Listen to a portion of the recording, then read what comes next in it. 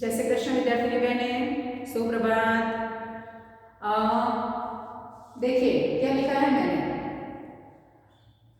आळसने मित्र बनावशो तो तमारी अधोगति निश्चित छे। અને મતલબ તમે જાણો જ છો। મારો કહેવાનો ભાવાર્થ એ છે આળસને ખંખેરી નાખો અને મહેનત સાથે આગળ વધો। હવે સમય બહુ ઓછો છે, આપણે પરીક્ષા નજીક પહોંચવાનો, ત્યારે મહેનત કરવાની છે। ઠંડીના થીજી જઈ અને રૂમમાં ભરાઈ કે રજાઈમાં ભરાઈ જઈ અને આળસ કરવાની નથી। વાંચવાનું છે, ઘરકામમાં મદદ કરવી છે અને આપણા પોતાના વિકાસ માટે કંઈક ને કંઈક નવું કરવાનું છે। ઓકે, મને ખુશી છે કે કેટલીક બહેનોએ સરસ પ્રવૃત્તિ કરી છે, સર્જનાત્મક પ્રવૃત્તિ, સલાડ ડીશ। દુઃખ એ વાતનું છે કે કેટલીક બહેનો તો નેટ ઉપરથી ડાયરેક્ટ પીક લઈ અને મને મોકલી દે છે અને એમને એમ લાગતું હશે કે બહેનને ખબર નથી પડતી, તો એમની ભૂલ છે હશે। એ લોકો જ્યારે બી હાજર થશે એટલે એમની પાસે આ વર્ષે અને આવતા વર્ષે હું એમની પાસે એક કૃતિ તો બનાવરાવીશ જ અને પ્રાર્થના હોલ વચ્ચે ખબર પડશે કે એ સાચા હતા કે ખોટા। परीक्षा तो करनी पड़े ना। ओके, चलिए आज हम हमारी हिंदी में कक्षा 12 एक नई कविता देते हैं, कैलेंडर। पता है आपको कि सूरज बढ़तिया ने इस कैलेंडर कविता में किस बात को रखा है? हमारी समस्या, मैं और आप और हमारे जैसे लाखों करोड़ों लोग ऐसी जिंदगी जी रहे हैं। कैसी जिंदगी? कैलेंडर जैसे। कैलेंडर तो होगा ना आपके घर में, तो कैलेंडर में क्या होता है कि एक तारीख खत्म होती है, नई तारीख शुरू होती है, फिर महीना बदल जाता है, फिर पूरा कैलेंडर ही बदल जाता है, नया कैलेंडर आ जाता है, यानी कि साल बदल जाता है, नया कैलेंडर आ जाता है, फिर तारीखें बदलती रहती है, महीने बदलते रहते हैं और कैलेंडर बदलता रहता है। हमारा जीवन में कुछ ऐसा ही बन गया है, कैलेंडर जैसा। तो सूरज बढ़ते के शब्दों में किस तरह हमारा जीवन यांत्रिक बन गया है, कैलेंडर जैसा बन गया है, वो हमें यहाँ पढ़ना है और समझना है कि हमारे जीवन को हमें कैलेंडर से कुछ अलग, कुछ नयापन लाकर आनंद से भर देना है। इस बात को कुछ समझाने के लिए कविता हमारे सामने रखी है। तो सबसे पहले मैं प्रस्तावना पढ़ूंगी, उसके बाद हम काम की समझ लेंगे। सूरज बढ़तिया का जन्म पूर्वी दिल्ली के सीलमपुर में हुआ। उन्होंने 12वीं तक की शिक्षा नांगलोई में पाई। उच्च शिक्षा दिल्ली विश्वविद्यालय से पूर्ण की। वर्तमान में वे दयालबाग एजुकेशनल इंस्टीट्यूट में एक सहायक प्राध्यापक के रूप में कार्यरत रहे। सन 1997 में कविता लेखन कर रहे हैं। राष्ट्रीय दैनिक समाचार पत्रों, पत्र पत्रिकाओं में समीक्षा, कहानियाँ, कविताएं, लेख आदि प्रकाशित होते हैं।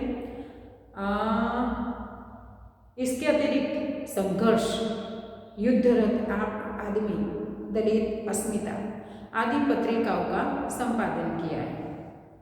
सूरज बढ़तिया मूल रूप से दलित साहित्यकार है, ये वाक्य आपको याद रखना है। सूरज बढ़तिया मूल रूप से दलित साहित्यकार है। अनेक कहानी संग्रह कामरेड का बक्शा का कई भाषाओं में अनुवाद हुआ है। उनकी मुख्य कृतियाँ हैं दलित साहित्य पक्ष प्रतिपक्ष, दलित साहित्य का सौंदर्य शास्त्र, बाबू मंगूराम। उनकी रचनाओं में मुख्य रूप से आदिवासी महिला, दलित महिला, किन्नर समुदाय और अल्पसंख्यकों से जुड़ी समस्याओं का वर्णन है। यानी कि उन्होंने आदिवासी जो पछात होते हैं उन महिलाओं की बात, दलित है पिछड़ी हुई महिला, उसकी बात, किन्नर है ना हमारे समाज का एक भाग, किन्नर समुदाय और अल्पसंख्यक मतलब लघुमती जो कहते हैं, उन सब से जुड़ी हुई जो समस्या है उन्हें हमारे सामने रखने का प्रयास किया है। प्रस्तुत कविता कैलेंडर में एक विध कार्य से उठे हुए नौकरी पेशा व्यक्ति के जीवन में व्याप्त निरस्ता का जीवनन है।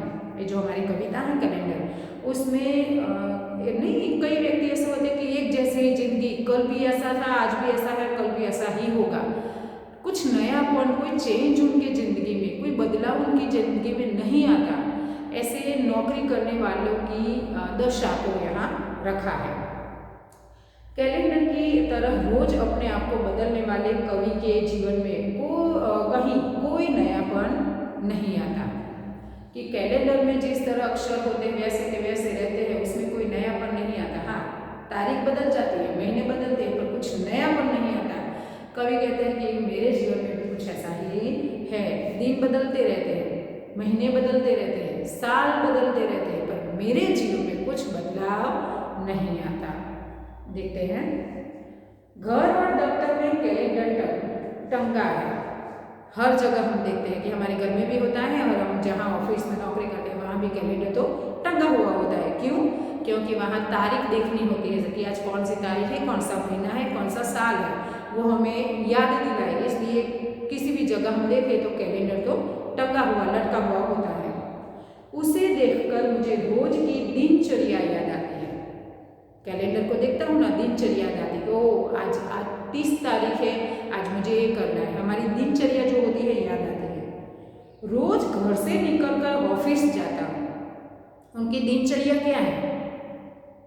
घर से निकलते ऑफिस जाते हैं और ऑफिस से घर, घर से ऑफिस जाना, ऑफिस से घर। जैसे कि आपका फिलहाल तो आप घर पर है, कुछ स्कूल में आना नहीं है। शायद कई लोग इंतजार करते हैं और कई लोग आराम करते हैं कि न खुले तो अच्छा। कई आलसी लोग ऐसा कहते होंगे। मेहनती लोग जिन्हें पढ़ना अच्छा लगता है वो ऐसा सोचते होंगे कि भाई नहीं जाना चाहिए। स्कूल से घर, घर से स्कूल भी अच्छा लगता है। शायद कुछ लोग ऐसा भी सोचते होंगे, पर अक्सर आज तक हमने देखा था कि हमारा जीवन भी कुछ ऐसा ही था कि घर से स्कूल, स्कूल से घर। पर आपको कुछ नया स्कूल में मिलता था, इसलिए आपकी कुछ ऐसी न थी, जो आपके अंदर जो भावनाएं थी कुछ ऐसी नहीं थी। पर यहाँ तो नौकरी करते हैं, नौकरी में एक सा ही काम करना रहता है, कुछ नयापन आता ही नहीं कि हर रोज कुछ कागज के काम चेक करो, रखो और घर जाओ। घर पर जाकर थोड़ा आराम करो, खाओ पियो, सो जाओ, उठो, ऑफिस जाओ। एक जैसी यांत्रिक जिंदगी बन गई है उनकी। दिन महीना बदलता रहता है और बदलता जाता है कैलेंडर का पन्ना, क्योंकि दिन बदलते रहते हैं, फिर महीने बदलते रहते हैं और फिर साल भी बदल जाते हैं। कैलेंडर का पन्ना बदलता रहता है। मैं भी कैलेंडर के पन्ने की तरह रोज बदलता हूँ। मैं जब रात को सोता हूँ ना तो निश्चय करके सोता हूँ कि कल तो कुछ नया होगा, कल तो कुछ नया करूँगा। सोचता हूँ कि कल कुछ नया होगा। इस तरह अपने आप को कैलेंडर का पन्ना मानकर बदलना चाहता हूँ, पर कुछ भी नया नहीं। उसी पुराने एहसास के साथ रोज दिन छिपने पर सुबह की आस में इंतजार करता हूँ। सोचता हूँ कि कैलेंडर का पन्ना बन जाऊँ और कुछ नयापन लाऊं, पर मेरे जीवन में कुछ नयापन नहीं आता। रोज एक दिन, रोज का दिन एक ही जैसा होता है। दिन छिपता है, रात में नक्की करता हूँ कि कल कुछ करूँगा। सुबह होती है, इंतजार करता हूँ कि कुछ नयापन आए मेरे जीवन में, कुछ आए, पर कुछ आता नहीं है। पूरा दिन इंतजार करता हूँ कि कल तो कुछ नया होगा। रात में सोचता हूँ कि कल होगा, सुबह उठकर कि आज कुछ नया होगा। इंतजार करता हूँ, रात तक कुछ नया नहीं होता। रात से फिर से कि कल कुछ नया होगा, सुबह फिर से आज कुछ नया होगा, पर कुछ नया होता ही नहीं। कुछ नयापन मेरे अंदर आता ही नहीं है। पर क्या करूँ, सूर्योदय के साथ फिर वही काम और फिर से इंतजार तुम्हारा, यह जानते हुए कि सुबह की रोशनी की तरह तुम कभी भी नहीं आओगे सूखे बरगद को हरी तिमा देने। कि क्या करूँ, एक ही आस लगाए बैठा हो। आस मैंने तोड़ी नहीं है, आशा मतलब अपेक्षा कि मैंने अपनी आशा को जिंदा रखा है, तोड़ी नहीं है कि कल नया नहीं होगा। हर रात को सोते वक्त सोचता हूँ कि कल कुछ नया होगा। सुबह इंतजार करता हूँ, हर रोज की सुबह ऐसी होती है, पर वो आता ही नहीं। वो नयापन मेरे जीवन में आता ही नहीं। पता है कि रोशनी की तरह वो नहीं आएगा मेरे जीवन में। सूरज की रोशनी तो हर रोज सुबह उठकर आ जाती है, पर उस रोशनी की तरह नयापन मेरे जीवन में नहीं आता। मेरे जीवन को रोशनी देने के लिए वो नयापन नहीं आता। पता है नहीं आएगा, फिर भी इंतजार करता हूँ। फिर भी इस तरह इंतजार करता हूँ कि कुछ मेरे जीवन में बदलाव आए, पर नहीं। एक सूखा बरगद, बरगद मतलब गुजराती में जैसे वड़નું ઝાડ કહીએ ને, જે तो सूखा बरगद का पेड़ होता है, वो भी आस लगाए बैठा है कि हरितिमा, हरितिमा मतलब हरियाली, हरितिमा आएगी मेरे जीवन में, नए नए जो है पन्ने आए उसके फूटेंगे। पर सूखा है बरगद तो सूख ही जाएगा, जल जाएगा, पर हरितिमा आएगी नहीं। ठीक वैसे ही मेरा जीवन सूखे बरगद जैसा बन गया है कि बस सूखा ही रहेगा, शुष्क बना रहेगा, उसमें कोई रस भरने वाला, कोई हरितिमा, कोई खुशी, कोई नयापन मेरे जीवन में नहीं आएगा।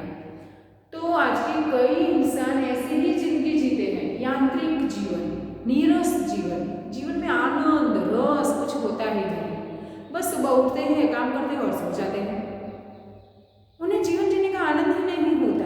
और खासकर नौकरी करने वालों की जिंदगी ऐसी हो जाती है कि सुबह होते ही फटाफट नौकरी में देर न हो जाए, फटाफट अपना जो है काम खत्म करो, ऑफिस में जाओ, ऑफिस के काम खत्म करो, घर आओ, घर में खाना पीना आराम करो, सुबह का इंतजार करो, बस ऐसी जिंदगी बन जाती है। तो हमें ऐसा नहीं बनना है, इंतजार नहीं करना है, हमें तो कुछ नया करके दिखाना है। जैसे कि मैंने तो एक कविता आज आपके सामने रखने वाली हूँ, मैंने लिखी है, आप भी प्रयास कीजिए।